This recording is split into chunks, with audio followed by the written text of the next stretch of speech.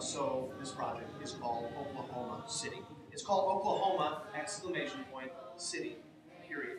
So I think it was a joke in the office a few years ago when we said, hey, let's do Oklahoma. I can't remember whether I asked this question in the auditions or not, but about how many of you have an awareness in the world, but I think I did ask this, didn't I, of the fact that there is a very famous American Broadway musical called Oklahoma.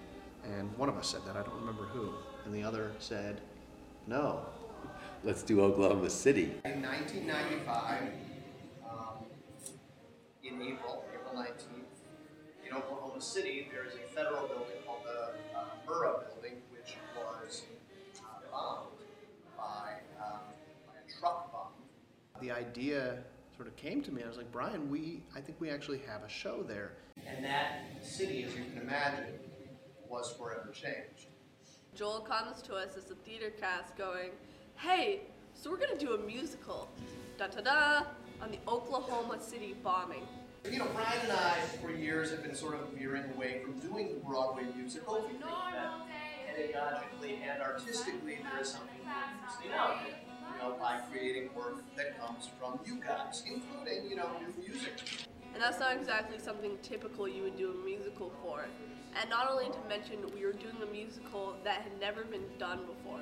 All the songs were new, all the cast was new, all the script was new. My original thought wasn't like, this is gonna be a fun process. It was like, this is gonna be weird, depressing, and it didn't end up being like that. And we had so much fun. There is this obsession with the Broadway musical in American high schools. What if, you know, a high school in Oklahoma City was doing a production of Oklahoma in 95, right at the time of bombing? There's a show there. It's important for us to know what it's about. And by about, I don't mean, let me tell you the plot. It's also important for us to not know what it is. We don't know what you're supposed to do. Brian and I do not know what you're supposed to do. It's like a bunch of chickens with their heads cut off running around.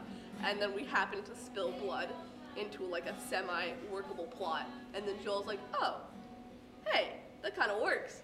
And then he kind of, you know, transforms it more, and then we get the script and we transform it more. So all just starts off with making mistakes and certain lines that just work. How does a community deal with that? What questions does it cause us to ask about the world? And so what started as a joke becomes a real investigation into something that is important to us, it's important to all of us, and it is, honestly, it's a model for what we think most of the education at the school should be.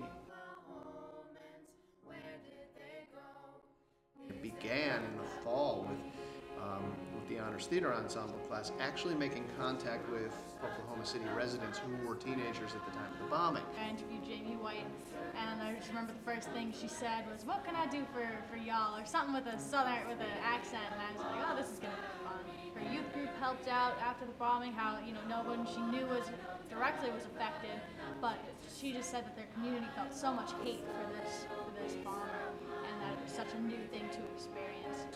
It was really nice to hear from them because they gave a different perspective, and they were overly helpful, really interested in what we were doing, really excited about the finished product. It was really fun creating our characters just out of nothing, really, because it was just improv, and we just kind of fell into a role. As Joel would say, okay, now we're going to move through this space as our characters. We kind of grew as people, more or less, and we kind of connected to who our character was. We started with just looking up what kind of music the people listened to in 1995, what kind of movies. Toy Story had just come out. Yeah. You know, clothes. Getting the costumes really helped us solidify. Everything we did just solidified our character. We had to walk through space. We had to have conversations, interviews. You know, what sports do you play? Who's your favorite teacher? And that seems all unnecessary, and then all of a sudden you end up with a specific character that you know, maybe you can't explain it, but you know who it is. I named my character after Jamie. My character's name was Jamie. And I was cast as Cowgirl number 3, which is better than Cowgirl number 4, not quite Cowgirl number 2. Richie, the character I played, James Plummer played Richie, the character. who played Farmer number 3, who was close compadres with Cowgirl number 3. We had a song, in case you didn't know. Something's wrong here. You're kidding me. I'm a farmer. I'm a cowgirl. We started writing words, writing how do our characters feel about this, and we weren't sure if we were going to be so excited, we got the part, we got in the play, or if we were going to be, oh, this sucks, we're cowgirls and farmers. And at first we wanted to be like, oh yeah, we did it. And then Joel said, no, you know, that's not right. It's not right. Try something else. Yeah, unrealistic. And then Gary came up with his little thing. He was showing me some of his ideas for music for the play. And I said, hey, is that anything yet? He played it for us, and we used the melody, and I rewrote the words for the melody, and we split it up. And yeah. Do you have any lines? I have. Yeah, no, not really. Once we figured out who we were through the character development process, we would take our characters either in pairs or small groups, and we had to create in the moment. The process after that would be we'd all show Joel what we created, and we'd go up in pairs and we'd show the whole group. And Joel would decide, oh, I like this, oh, I really don't like that. And then afterwards he would decide, okay, I'm going to codify it and kind of turn it into a scene for us, which we then worked on, which became our scene. Hey Lillian. Oh, hi. Have you learned your lines yet? I don't really have any lines. I looked at the script. I think Dorothy's just like a farm girl or something. Well, that could be fun. Yeah, what about you? Who are you? Do you have any lines? Well, I'm farmer number 3. Oh, so technically, do you have any lines? No. You can't write music with anyone. It's tedious. It's so tedious. Like, first of all, you have to have the same taste. If Salyna was into top 40 pop and then was solidified into that, we wouldn't have been able to click. We did not clash once. It was literally awesome. Like, I've never worked with another musician that we were always on the same page. What we would do is one of us would come in with either lyrics or one of us would come in with music, and then we would work on it together. I usually composed the lyrics, she usually composed the music. We did get stuck now and then. We would spend 40 minutes of a block just playing the same thing over and over, looping it. And then, last 5 minutes of the block we'd come up with something. There were a few songs where we thought that you guys would hate it, like 901.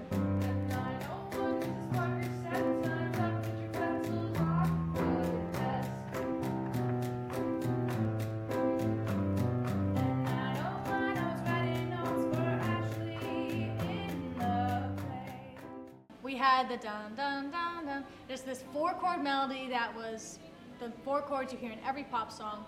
We couldn't move it on. We had the same melody for every line. We hated it. We couldn't change it. We couldn't break out of it. We were so frustrated with that song, and then we came into rehearsal and tried to pin it on each other, like, oh, Salyna wrote this. Yep, Haley wrote it. And then you guys ended up loving it, which is the weirdest thing. All my favorite songs, like, you guys were like this about, and then like the songs that I hated, you guys loved, so we kept them. Salyna and I were really trying to put our heart into the second act and trying to empathize with these people, try to see what are they saying, what are they thinking. Rising Up was like the first song that I wrote. And I know that I survived, but way down deep inside I feel the victim. I was researching the bombing, and then I was going back to like 9/11 and how I felt, and how like the whole city after that tragedy just like rose up and like really just united.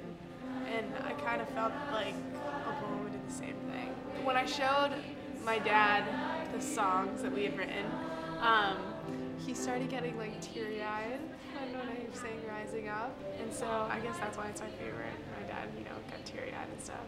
We had to bring in these songs that we worked on for blocks, and we had no idea if they were gonna like it or not.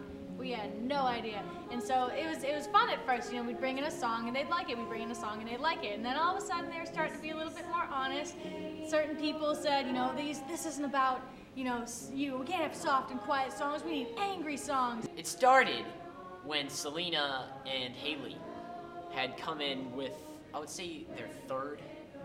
I think it was their third song. So we had done Why Us, we had done Rising Up, we had done a bunch of songs, and they were all kind of soft and flirty and like really pretty songs. That's not how it works.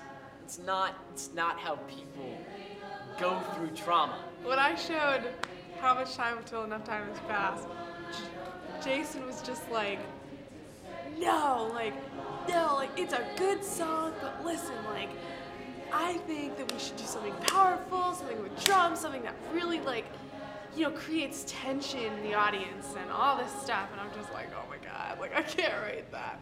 So what I wanted to do was to kind of take that verbalization that I wanted and bring it with some music, or some sound at least, and add some movement that was a bit disturbing to watch. I just wanted, I felt like I would have been successful if at least one person kind of gave it like a little wince. Like, I don't want to watch this. I wanted the internal strife that someone suffers during a trauma or tragedy just visualized on stage. And so I'm sitting here, a song that I completely wrote myself. Haley's sitting there looking at me like, I feel so bad for you. Jason's going on an absolute rant how much he hates the song. It wasn't a bad song. Salyna and Haley had presented their third happy song, and I criticized it a little bit and said, these songs are too happy, they're too soft. And it was usually followed with, it's not a bad song, after 3 or 4 words each time. What came out of that was Jason's internal thoughts or whatever, and that came out pretty cool. I think kind of scared the audience, set everyone back from like the flirt. It was a good change from like my music to his music. And then I actually incorporated one song that had drums, that had kind of chanting to it, and I think that he liked that, and I think the rest of the group liked that. So I mean, good came out of that criticism and critique that he gave me, and it changed the style of music towards the end of the piece. It's random, like when you're writing music and you're writing lyrics, like it's like, oh, I just thought of that, and you write different things at different times, and then when you sit down with Haley and I together, you sit down and we're like, okay, let's try and piece this thing together, and it just comes out. I mean, it came out really cool. Like, I don't know, I couldn't have asked for a better partner.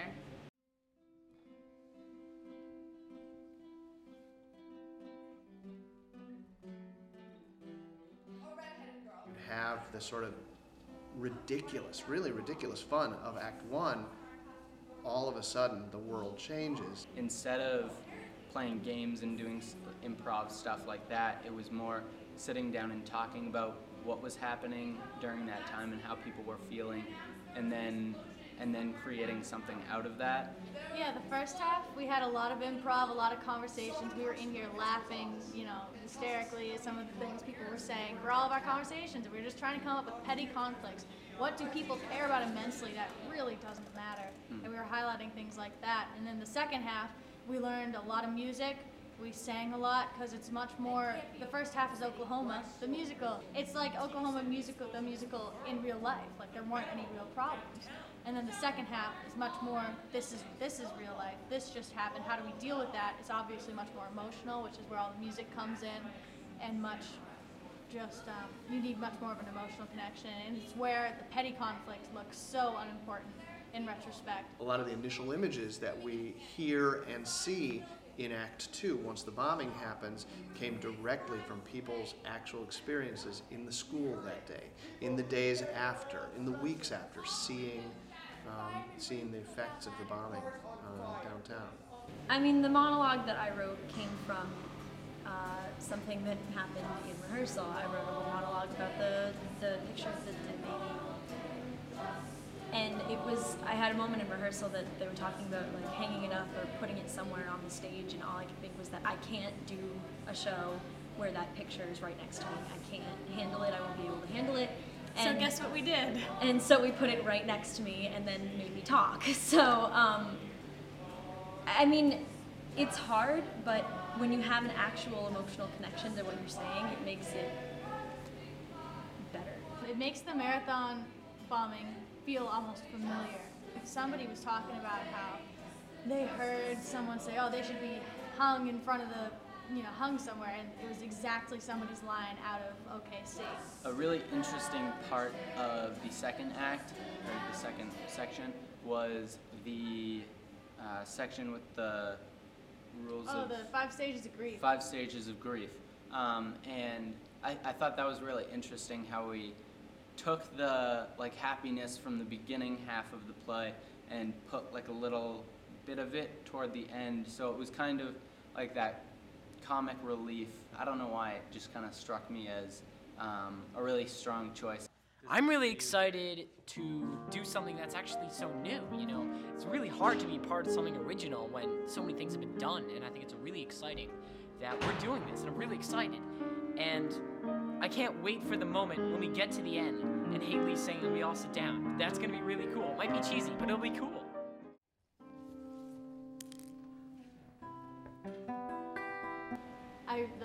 Oh, What a Beautiful Morning at the end. I had a solo at the beginning of that song, and on the last night, I was shaking singing that. I don't know, I think it was a combination of it, first of all, being the last night, the last show, my last show at Lawrence Academy, also just because it's such a beautiful song, and it really just hit me. I'm really excited, and I feel like if I'm 100% in, I'm gonna start crying tonight, and I don't want to. But it's also our last show.